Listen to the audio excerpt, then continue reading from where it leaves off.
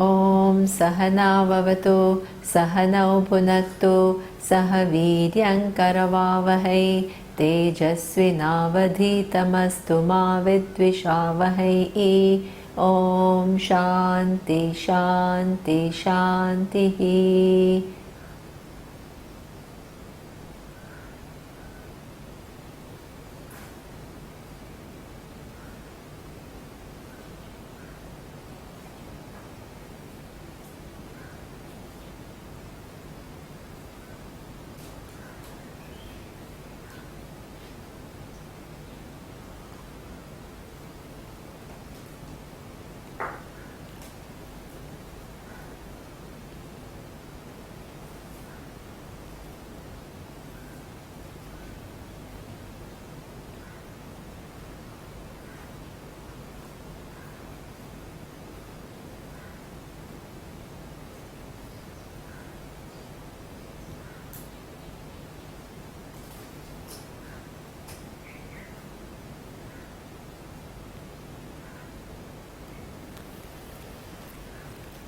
So the text that we are studying is Tattva Bodha, as you know.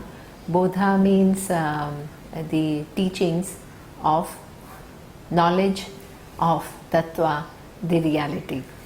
Okay.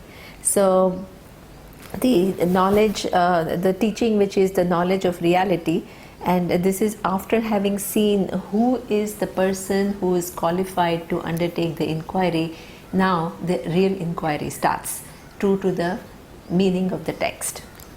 So the question is asked, Tataha Tattva Vivekasya Adhikarinaha Bhavanti. So all these the values which are talked about, they are for the creating eligibility for the people who are inquiring into the truth, okay, knowledge of the truth.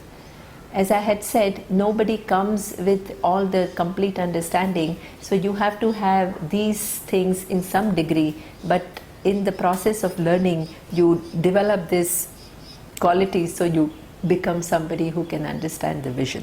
Okay, so now let's go to the vision. The vision starts with a question. He says, Tattva Vivekaha Kaha. So what is this discriminative knowledge of truth? So the answer is given, what exactly is this knowledge of truth? We think that we all know what the truth is, okay? And we have our known means to establish the truth of things, such as in the empirical world, we have science, we have different methods to establish the truth. But here, this particular inquiry into the truth is of a different nature, and what is the inquiry is explained in the next line, which says, Atma Satyam Tat Anyat Sarvam Mithya Iti. So it starts with a big statement, which is really a total paradigm shift, which reveals what is the nature of this learning. And it says the nature of this learning of the knowledge of the truth, okay, and that is Atma is Satyam.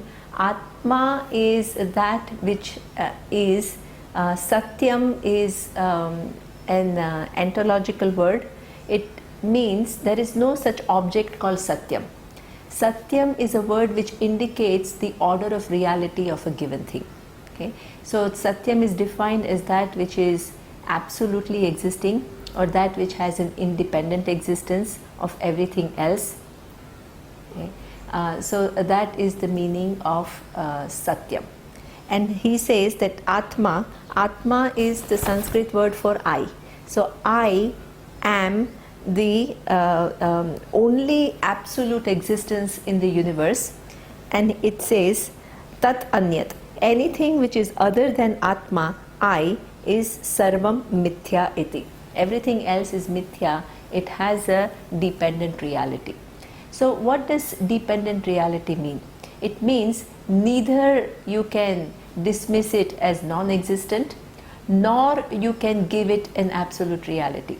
Because the minute you begin to look into it, that given thing is just that given object reduces to forms within forms within forms within forms, right?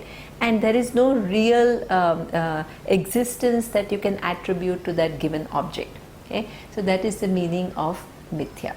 So that means that the whole teaching is about how I am the only independent reality, the absolute truth, which does not depend upon anything for its existence, and everything else has its existence depending upon that I, okay, and that everything else is actually nothing but forms within forms within forms within forms, and they don't have a real substance other than I.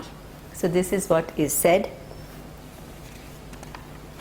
Now that seems like a very, very big thing to make a claim, because the way I understand myself now, I am certainly not the truth of the whole universe. I can never claim that everything in this universe, which includes time, space, and every different object starting from big galaxies to this small little bacteria, all depends upon me. In fact, I find myself totally at the mercy of these great forces that exist in the universe. Okay? So therefore, the way I understand myself to be, this statement seems like an impossibility. Okay? So therefore, I have to now ask this question, who is this I? Because the way I understand I is certainly not fitting into this definition. So therefore, the next question is asked, so what is this Atma? Okay? So the question is, Atma kaha? Who am I? What is this I that you are talking about, which has the independent existence, which has the absolute existence? So the answer is very interesting, because the answer starts with not just revealing what the nature of I is, it starts by negating what we think our I is. Okay? Because if it starts revealing what the nature of I is, there is a danger that you retain your understanding of what I is and you superimpose on that understanding some other concepts. Okay? So therefore, any good teaching has to clear you of your existing understanding of what I is, show you how that what you think your I is not in fact the I, and then lead you to discover what is the real nature of I. So this is what is done. It first starts to answer this question, what is the nature of I? It first says what it is not. Okay? So the answer is, Sthula Sukshma Karana Sharirat Vyatiriktah Panchakoshatitah Avasthatraya Sakshi Satchidananda Swarupaha San Yat Tishtati Sa Atma. Okay? So the one which stands. How does one stand? That which is distinct from Sthula Sukshma Karana Sharira. That which is distinct from the physical body, it is distinct from the subtle body, and it is distinct from the causal body. Okay? So we will see, he will explain how what is exactly the physical body, what is the subtle body, what is the causal body, that he will explain. Okay? Then the next thing is Panchakosha Titaha. So there are 5 levels of error that we make, and one is what we call Annamaya. Annamaya is the physical body, which is a modification of food. Then Pranamaya, and all the subtle functions of my prana. Prana means my, we will see what it includes, the entire mechanism which makes me alive as an entity. Okay? Then Manomaya, my capacity to think. Then Vijnanamaya, my sense of doership. And Anandamaya, which is my sense of enjoyership. So that means that all these, in fact, if anybody asks who I am actually identified with either my physical body. When I say that I am fat, I am thin, or I am identified with my prana function. When I say that, oh, my digestive system, I'm sick, my I have a breathing problem, or I have a digestive problem, or my lungs are not functioning, or all these is what we call with reference to the pranic functions.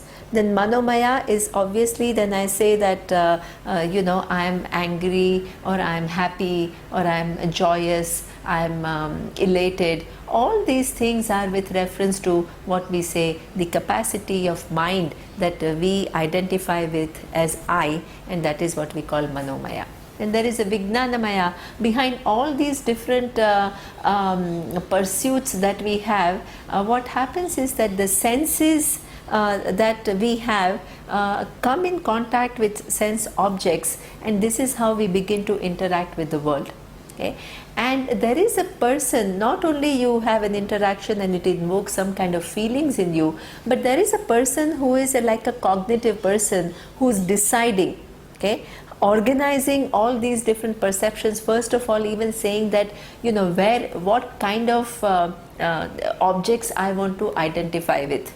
Okay, so that there is a decision maker who then engages in the world. You can say, okay, I am going to help myself to only think about good things, and I am going to keep a company of people who are good thinkers rather than people who are just hanging around and wasting their time. So this is what we call a decision maker, a karta, who is engaging, who is coming in contact with the world and making some decisions with reference to what kind of life one wants to have, what kind of values one wants to live with, what kind of things what one wants to pursue.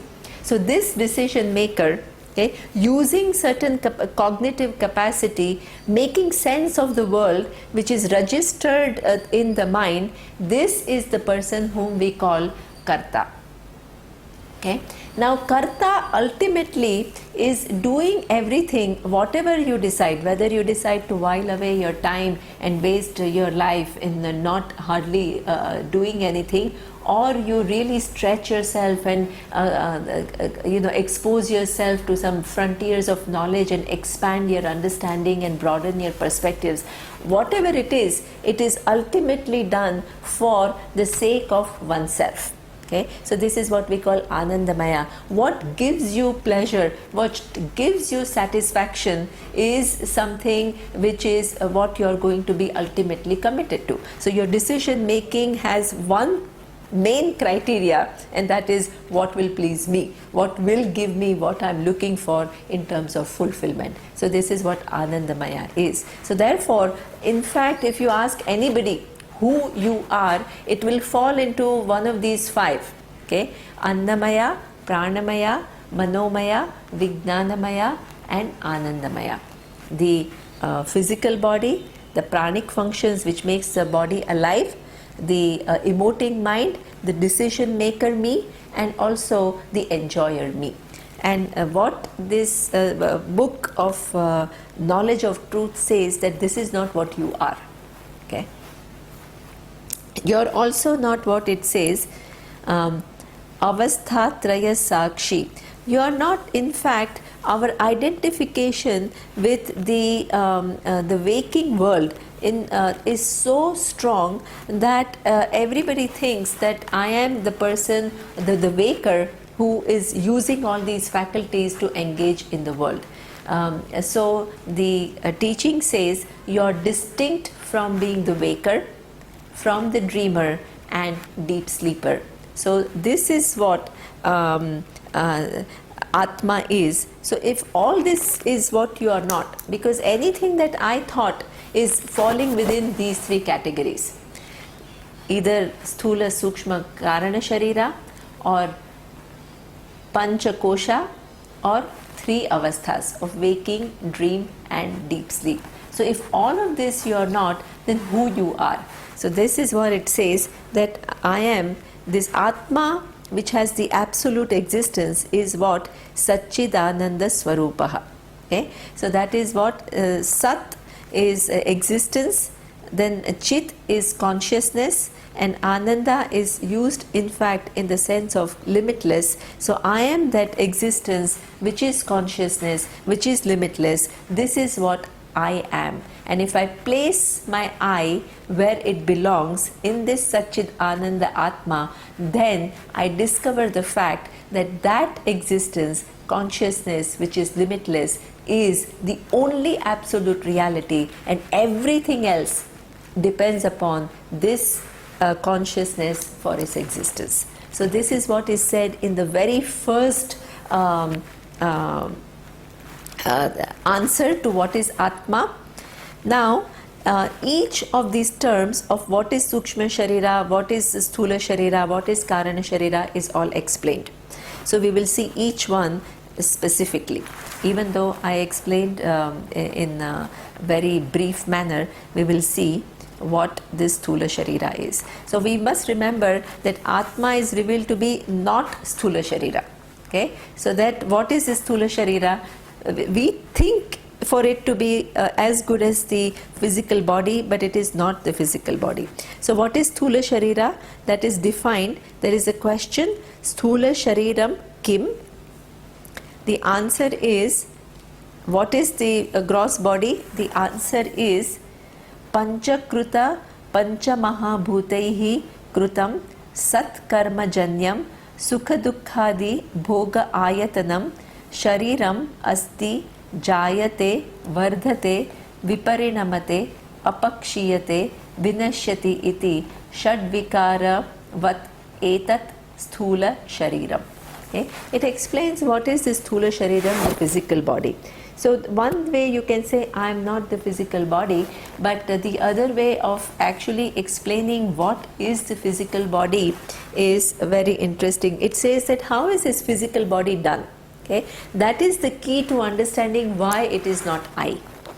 Because you can ask the question, why am I not the physical body? Then the answer is because it is made up of 5 elements. So here it says Panchikruta Pancha Mahabhutaihi. Pancha Mahabhuta is, we think about the whole universe, any object is made up of different permutation and combination of 5 elements. So what are these 5 elements? Akasha, space, Vayu, air, Agni, fire, Apaha, water, and Prithvi, the earth.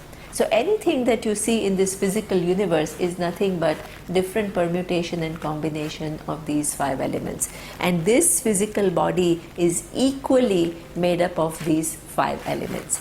So these 5 elements themselves are seen to be both the subtle elements, right, and then they are gross elements. So that means that, as we will see in the next, that there is a Sukshma Sharira also. Sukshma Sharira is the subtle body, and that subtle body is also made up of these 5 elements. Then you can ask the question, then why something is subtle and something is gross? So if they are just nothing but 5 elements. So here it says that there is some kind of an intervening process which is done where the subtle 5 elements go through a process of grossification. So this is what is explained by saying Panchikruta. So what is this process of grossification? Itself it explains what is that Panchikaranam, but I will explain here briefly that one element which is, let's say, Akasha, which is a subtle element, okay, now it, in order to become gross Akasha, it is divided into half. The one half of Akasha is remaining, and the other half includes 1/8, 1/8, 1/8 and 1/8 of all the other 4 elements. So the Akasha which is at the gross level is half Akasha at subtle level plus 1/8 of Vayu, 1/8 of Agni, 1/8 of Apaha and 1/8 of Prithvi. So this is how you come to the physical Akasha. Okay, so this way is the whole physical body is grossified 5 elements, made up of grossified 5 elements. Now, why is it born or how is it born? So here it says Sat Karma Janyam. The physical body that comes to us is born of some amazing actions that we have done in the past. Even though it may seem like human life is highly challenging, it is fraught with so many kind of difficult situations, both at a personal level and also at global level. Life is a struggle. There are stresses, there are predicaments that we find sometimes very difficult to overcome. So given this life, why is it called that it is Satkarmajanyam? It is, what Satkarmajanyam means is, it is born of good actions. Okay? Even though human life is challenging in some ways, human birth is considered to be one of the most important births according to Indian philosophy, because in that birth you are given a free will. Okay. Now, what is a free will? That it's not totally programmed. If you look at the animals, they are largely programmed. So one easy way to understand is that the lions are programmed as being carnivore, and cows are programmed as being vegetarian. Okay, they don't have to make any choice. It's just kind of largely a programming. Whereas human being has a free will. One can decide to be a carnivore, or one can decide to be a vegetarian. So that choice is given to us. So that is something which makes the human birth very, very valuable. Okay? And along with that faculty of choice, which is free will, is given the understanding of what is right and what is wrong. Okay? So this is what we said, the whole value structure, as I had explained earlier, comes because we have a free will. If human being was given a free will without the knowledge of how to make the decisions, okay, that would be a fault in the creation. But because there is a free will and there is also a guiding factor which is an inherent part of the brain, it is actually a perfect system. Because you now are also given the knowledge of what kind of choices you should make, what should they be guided by. Okay, so this is why human birth is privileged. Then the other thing which is very important to understand is, given this free will, what is the highest possible accomplishment that a human free will can make? Okay, so you can use your free will to just get a few things of the world here and there, or you can use your free will to come to know your true nature, which is limitless. Okay, so there is something which is the highest possible usage of the free will, is to untangle all our confusions and begin to see the reality as it is. And that reality happens to be that I am the truth of the whole universe. So that free will is also given that capacity to figure it all out. You know, we are in this universe, and there is some kind of a puzzle. We don't know exactly where we are going, what we are here for, what should be the goal of life. So all these questions are something which are not really answered for anyone. We just see people doing things and we go ahead and we do things, and almost because that is how the society is structured. But you can also use it to understand everything and put everything in perspective and know the highest truth. So this is why it says Sat Karma Janyam. That means it's born of good karmas, because you can reach the highest possible accomplishment within a human birth. Okay.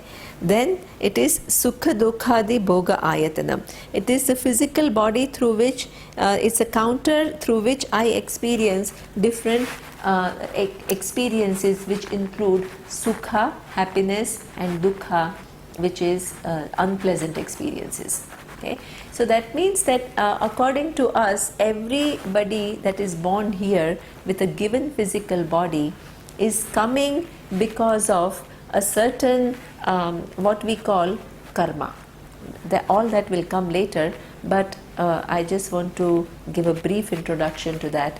And that karma is accumulated based on our past actions. So the past actions have accrued to us some results which are now going to be experienced in this given body.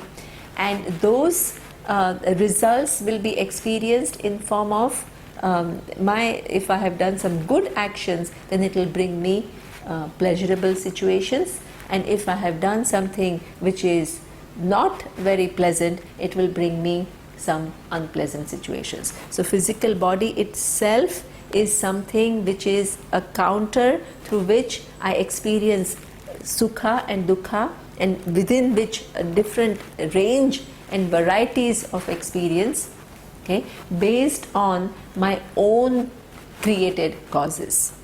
Okay, so this is what he says: sukha dukkha the bhoga ayatanam shariram asti, that physical body which undergoes some modification.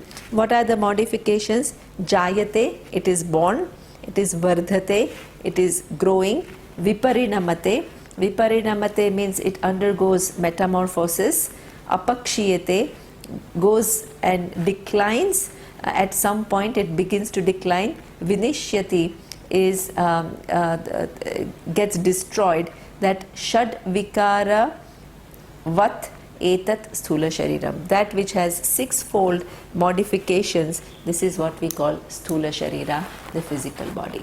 Okay. Now this physical body, why is it not I?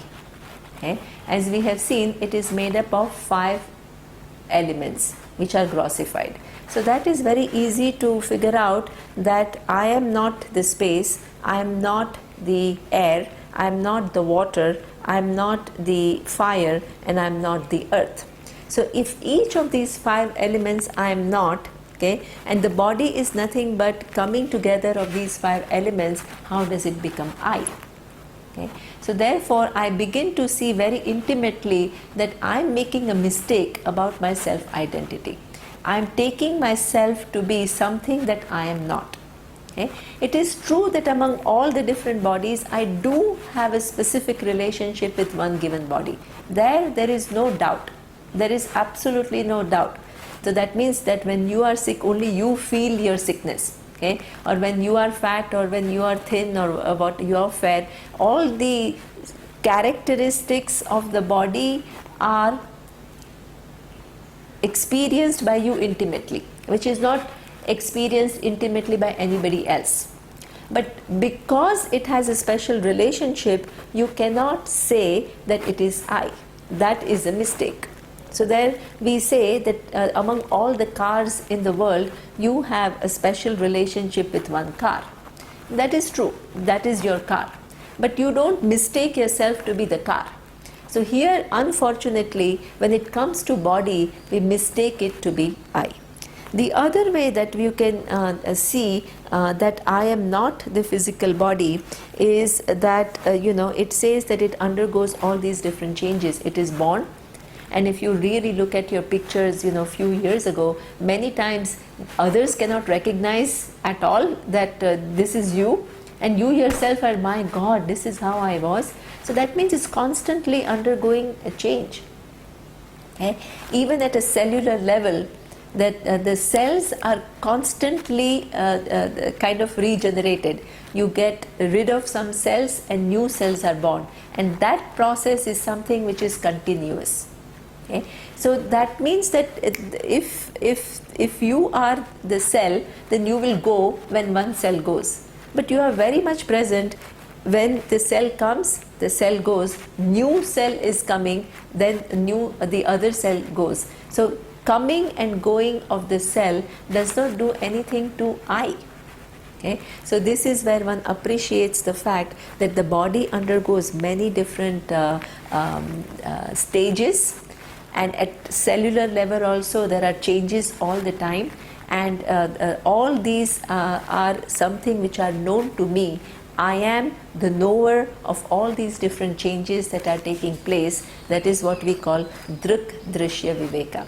That I am the seer of all the changes. I am not the changes themselves. Okay, so what I have mistaken is what is drishya, what is seen by me, I have taken it to be drik swarupa.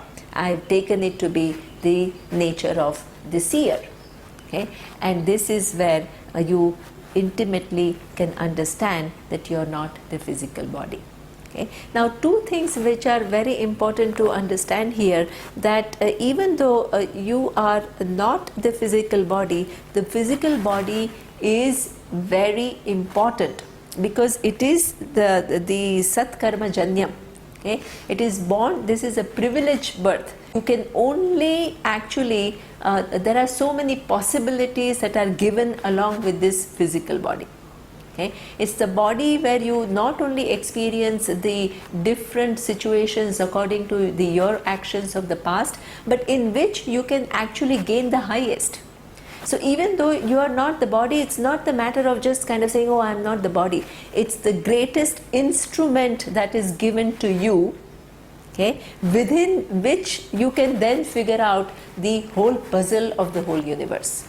So that also is very important to understand, that physical body is a big gift given, and one cannot just dismiss it very lightly as mithya. Okay. The second thing that we have to remember is the fact that that the identification with physical body is not an ordinary identification. People suffer from tremendous complexes as a result of this identification. Okay. So that means in some cultures before, for example, when we went to Paris and we went to some museums and you see the figures of female, they are quite full figures. Okay. So you have very kind of a thin body was never a concept of beauty. Okay. But now it is totally different, that you should have zero flesh on your body in order to be considered beautiful. And anybody who has slight heaviness begins to have complexes. Okay, and the complexes can sometimes be so severe that you suffer from anorexia. You can what is the other thing called? Bulimia. So you suffer from all these eating disorders because your identification with the physical body is so strong. Okay? So therefore it's not just a matter of kind of seeing it as mithya lightly. One has to, if one begins to see the fact that I am not as good as the body, then one's self-esteem does not really depend upon the different conditions of the physical body. Okay? And that may take time to go. Even though you understand the first time that the cells are changing and I'm the unchangeable, but still there are many things which are attached to it which require some attention on your part, okay, some kind of a reorientation on your part, which will not just go automatically. So therefore one has to handle this identification with a certain care and a certain depth. Okay? And also then to cherish this body by saying that through this body I can actually figure out the greatest mysteries of life. So one begins to worship, one begins to take care of it, make sure that it is healthy, that it is kept in a good condition, it is not abused. All this is something which is your responsibility towards the body, even though it's not simple thing as, oh, it is mithya, so you just understand it as not I. Okay? So there again is your responsibility towards it. But the fact is that it is not I. Okay? Then what is Sukshma Sharira? The second mistake that we make about who we are, it is we think of ourselves as Sukshma Sharira, the subtle body. So what is a subtle body? It is explained. It is explained in the next verse. It says, Apanchikruta panchamahabhutaihi krutam satkarmajanyam sukhadukhadi bhoga sadhanam pancha gnanendriyani pancha karmendriyani pancha pranadayaha manascha ekam buddhischa eka eva Saptadasha Kalabhihi Saha Yat Tishtati Tat Sukshma Shariram. Okay. So, Sukshma Sharira is defined as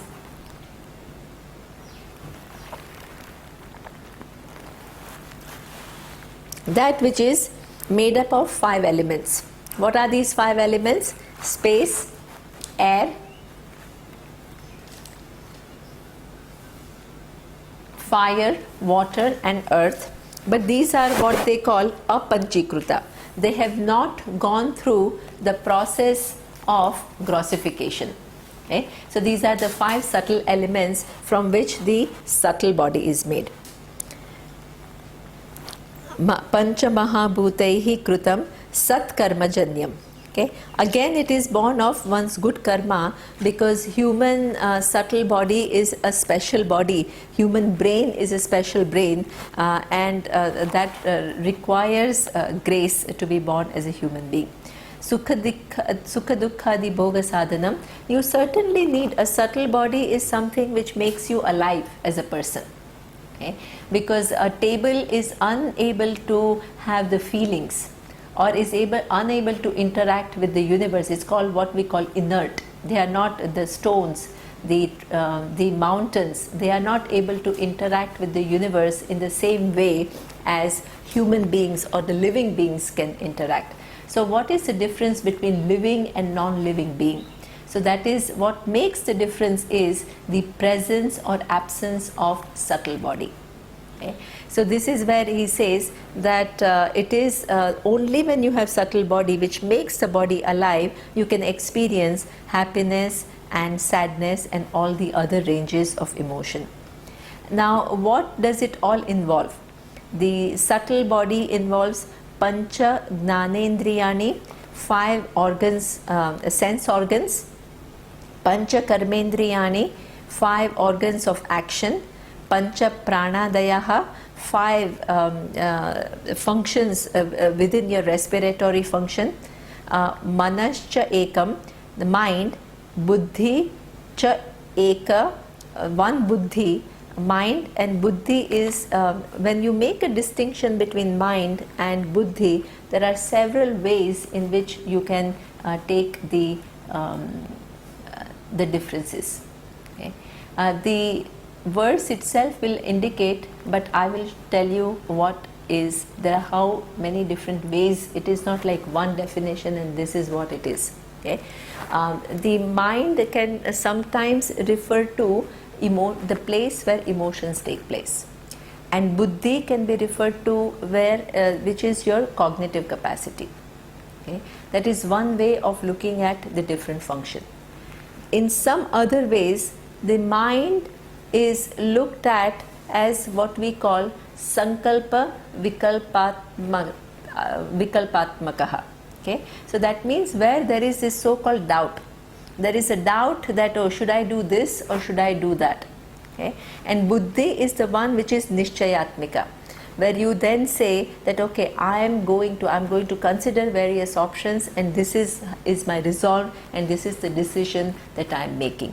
So this way we should not fall into, oh, this is the definition and therefore it is the only reality, because it is looked upon differently and they all encompass different aspects of how our mind works. Okay. So this is what we call manascha ekam, buddhicha ekam, saptadasha kalabhihi. So there are 17 aspects in this sukshma sharira.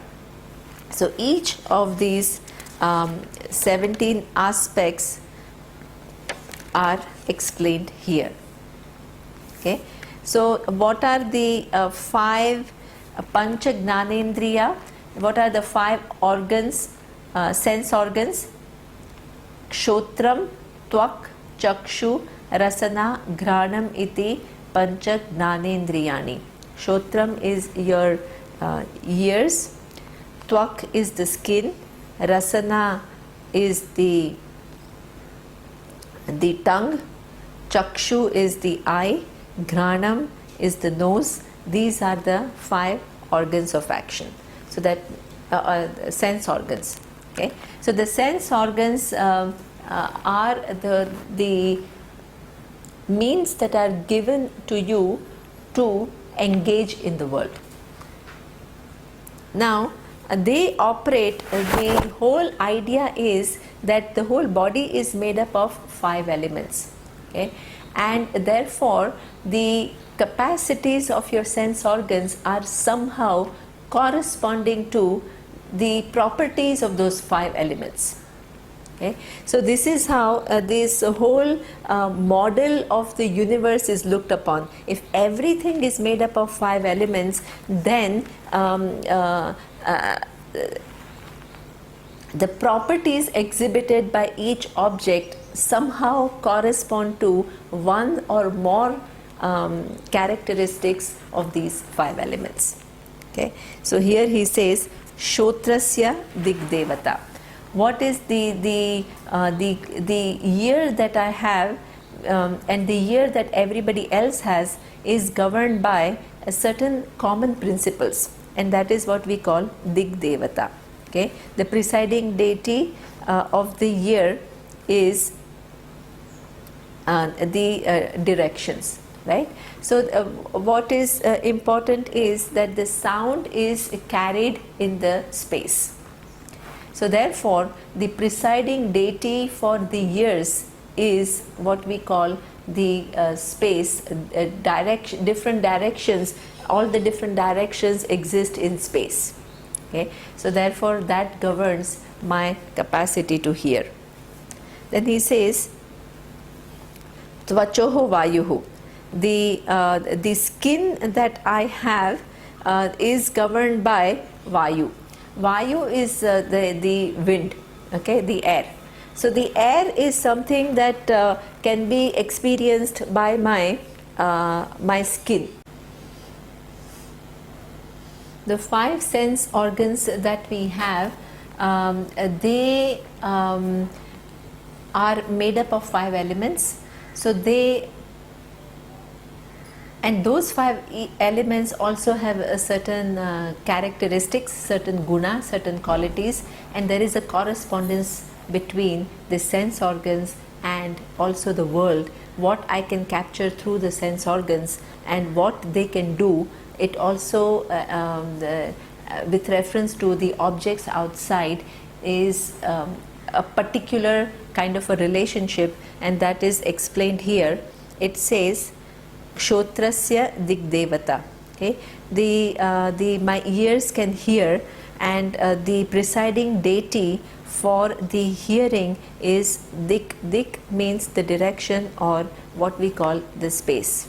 Okay, so the sound is carried through the space. So the presiding deity of my capacity to hear is the directions, and the directions refers to space.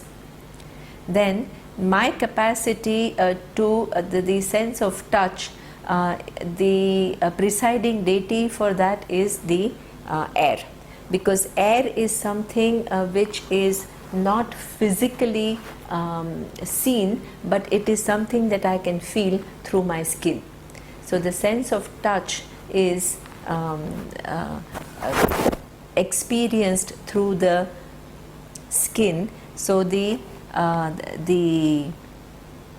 presiding deity for the sense of touch is Vayu. Vayu is the air. Okay. Then Chakshushaha Suryaha.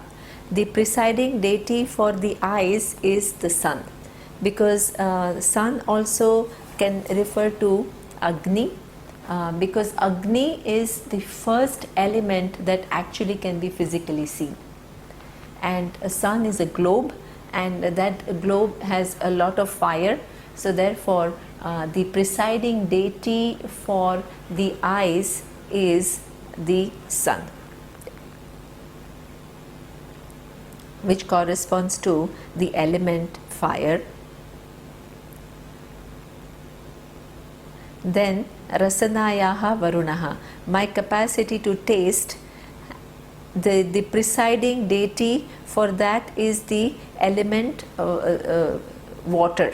Okay, water is the first element which has the taste, in fact, water is something which is neutral in terms of taste. Every other taste, whether you call it spicy or you call it sour or you call it sweet, is with reference to this neutral taste, which is what we call of that of water. So my sense organ, which is the sense of taste, the presiding deity for that is the water. Okay? And the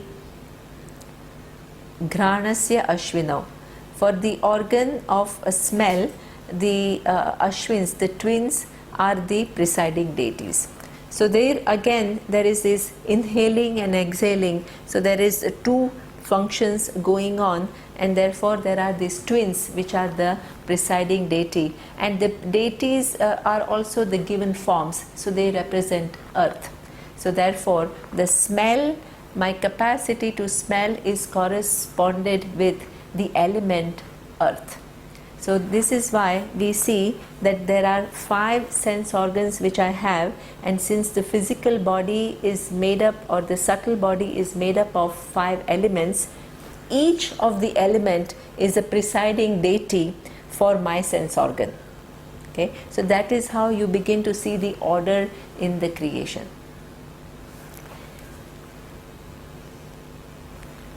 Then these are Gnanendriyasya Devata, these are the presiding deities of sense perception or sense organs. Now what are the functions? What does the ear do? The ear, it is explained in the next verse. It says Kshotrasya Vishayaha Shabda Grahanam. The scope of the ear, what can the ear do? It can pick up the sound. Tvachaha Vishayaha Sparsha Grahanam. What does the skin do? It actually gives me the sense of touch. Chakshushaha Vishayaha Rupa Grahanam. The eyes can capture the physical forms. Rasanayaha Vishayaha Rasagrahanam. The tongue can recognize the taste, and Granasya Vishayaha Gandha Grahanam iti. Okay, what do my nose? What does my nose do? It picks up the smell. So these are the 5 sense organs. They do a given function which has a correspondence with 5 elements. Okay? And the objects that exist in the universe are also made up of these 5 elements. So therefore that there is a given object which has a smell. That is because of the presence of Prithvi there. And I have a sense organ which is nose. So my nose, which is also made up of 5 elements, can pick up the smell. Okay? So there is an emitting media and there is a picking up media, and each one is nothing but the interplay of 5 elements. So this is how the whole universe is arranged. Okay? So here he says then the Sukshma Sharira not only includes 5 sense organs, but it also includes 5 organs of action.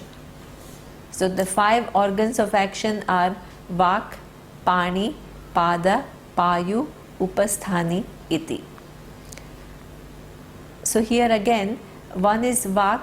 Vak is the speech, the organ of speech. Pani is the hands. Pada is the legs. Then Payu is the organ of excretion, and then Upasthani is the organs of genitals. So these are what we call the 5 organs of action. The physical body, you may think that why organs of action include hands and legs, because this is part of the physical body. But in fact, what is important to understand is that yes, the hand is the physical part of the physical body, but your capacity to lift the hand is something which is subtle. Because sometimes you can be paralytic and you have the physical hand, but you cannot move it. Okay? Or you have legs and you cannot walk. So that means that there is a physical leg which is part of the physical body, but the capacity of the hand to do its job and the capacity of the leg to do its job belongs to the subtle body function. Okay? So therefore, these are the 5 organs of action which are again subtle in nature. Why do we call it subtle? Because it's something that it's not something esoteric, but it is something that you cannot objectify. Okay? So that means you can see the physical eye is part of the physical body, but the capacity for your eyes to see is what we call the part of the subtle body.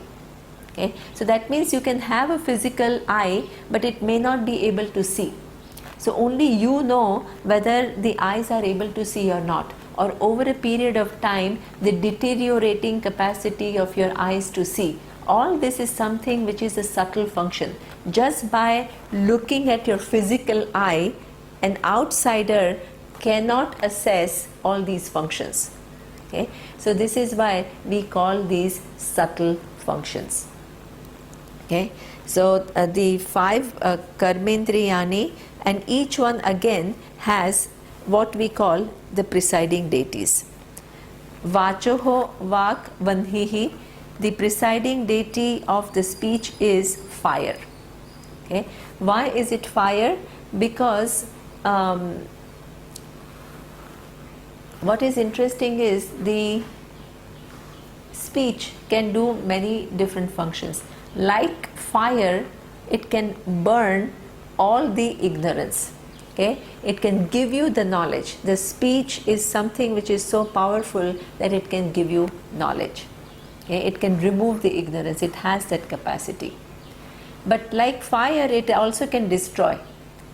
So it can also destroy if it is not used in a proper manner, then it has the capacity to do a lot of harm.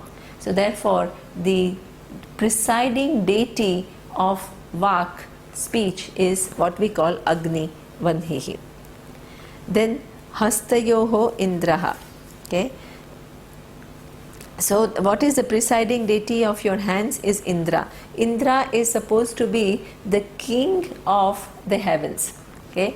So that means that the king of heavens is ruling the world through what?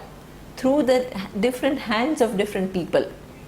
Okay? So that means you give as a king, you don't actually physically do things. You give orders, and whatever orders you give get executed by hands that people have. Okay? So this is why the presiding deity of the hands is Indra, Padayoho Vishnuhu. The presiding deity of the legs is Vishnu. Now Vishnu is standing for the sustenance of the whole universe. Okay? And it within which all the activities are possible. So the legs are also something which is which gives you a certain stability. If you don't have legs, you will be floating in the universe. So there is this so-called, even though it is changing, there is this stability that your feet touch the ground, which makes you a stable entity which is able to accomplish things. Okay? So therefore, the presiding deity for legs is what we call Vishnu, the sustainer of the universe.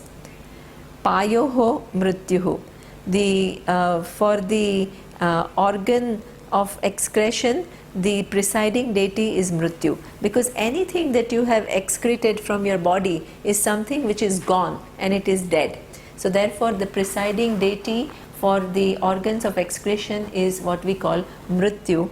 And Upasthasya Prajapatihi, For the genitals, the presiding deity is Brahmaji. Brahmaji, Prajapati, is the creator.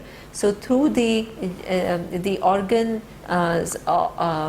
which involve procreation, okay, all this Srishti, the entire universe is kept alive, and you have new and new things emerging in the universe. So you have 5 organs of action, and then the presiding deity of these organs of action. And what do they do is explained in the thing, Vachaha Vishayaha Bhashanam. What does your speech do? It is capable of speaking. Panyoho Vishayaha Vastu Grahanam. What can your hands do? They can grasp the objects. Padayoho Vishayaha Gamanam. What do the legs, what can they do? They can actually make you go and accomplish things. It is a locomotion. Okay? And Payoho Vishayaha Malatyagaha. What the organs of excretion are, the function is to eliminate the waste products. And Upasthasya Vishayaha Ananda iti. And the genital is meant for procreation as well as the pleasure. So this is what we call the Sukshma Sharira. In the next class we will see what is Karana Sharira. What is important to recognize here is that the physical body we think we are not. The subtle body we think we are not. Up to now we have seen 2 aspects of subtle body. One is the sense organ and the other one is organs of action. And each one of them has a specific function. That specific function corresponds to the characteristics of one of the 5 elements. It can engage in the world, which also is nothing but objects which are made up of 5 elements, which exhibit some of the qualities that are characteristics of the 5 elements. So this is how the whole engaging in the universe goes on. But all that is not you, and that is what is pointed out. Okay, so the next, who you are not, is you are not the Karana Sharira, that we will see next time. Om Purnamadav Purnamidam Purnat Purnamudachyate Purnasya Purnamadaya Purnameva Vashishyate. Om Shanti Shanti Shanti. Om Shri Gurubhyo Namaha. Harihi Om.